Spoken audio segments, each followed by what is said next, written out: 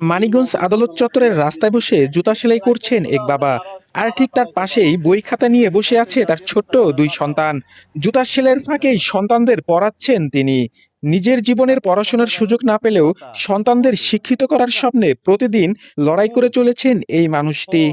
বলছি, মানিকগঞ্জ পৌরসভার পশ্চিম দাসুরা এলাকার ৬ নম্বর ওয়ার্ডের বাসিন্দা সাগর রবি দাসের জীবনের কথা।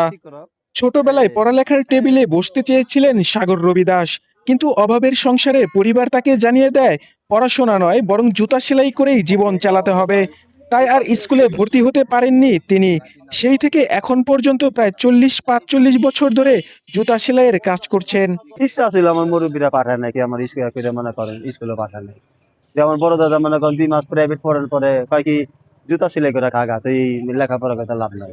জুতা সেলাই করেই নিজের কষ্টের উপার্জনে ভাতিজা ভাতিজিদের পড়াশোনা করিয়েছেন। তবে তিনি অভিযোগ করে বলেন, এখন তারা আর খোঁজও নেন না। ভাস্তিরে লেখাপড়া করেছি। আজকে এই ভাস্তিরা গেলে পরে কয় কাকা কেমন আছে জিগা টিকা না। তাহলে জীবনে ভাই ভাস্তা পাইলে কি করলাম।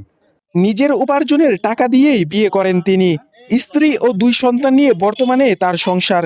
ছেলে প্রিয়জিৎ রবিদাস শহরের ৮৮ নং সরকারি প্রাথমিক বিদ্যালয়ে শিশু শ্রেণীতে এবং মেয়ে রাখি রানী রবিদাস দিয়া শাইন স্কুলের নার্সারি বিভাগে লেখাপড়া করছে। আতা গাছে তোতা পাখি ডালিম গাছে বউ তো ডাকি তবু কথা কও না কেন গো। যে দুইটা সন্তান তারা এখানে বসে তারা এই তার বাবা যতক্ষণ এখানে থাকে ততক্ষণই তার পাশে বসে পড়াশোনা করে। এইখানে আইসে সে নিচে খোলা আকাশের নিচেই সে পড়াশোনা করে। তার পড়ার প্রতি আগ্রহ, অদম্য আগ্রহ, যেটা সাগর রবি দাস দাদা নিজে পড়াশোনা করতে পারে নাই, তার বাচ্চাকে সে পড়াশোনার চেষ্টা করতেছে। জেলা জজ কোর্টের মধ্যে বিভিন্ন শ্রেণীর মানুষ যাতায়াত করে, চলাফেরা করে।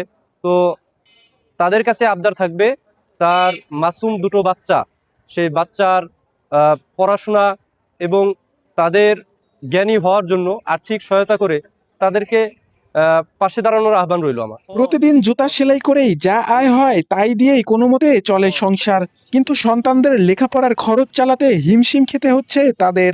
তবুও সন্তানদের শিক্ষিত করতে চায় তারা। আমরা স্বামী স্ত্রী লেখাপড়া করি নাই, আমরা পোলাপানডে লেখাপড়া করবার চাই, পোলাপানডে মানুষ করবার চাই। নিজের অসম্পূর্ণ স্বপ্ন আজ সন্তানদের চোখে দেখেন সাগর রবি দাস। জীবনের কঠিন বাস্তবতার সঙ্গে লড়াই করেও তিনি বিশ্বাস করেন শিক্ষা একদিন বদলে দেবে তার সন্তানদের ভবিষ্যৎ। জুতা সেলাইয়ের প্রতিটি সেলাই যেন একটি স্বপ্নের বুনন। সেই স্বপ্ন তার সন্তানরা একদিন মাথা উঁচু করে দাঁড়াবে সমাজে।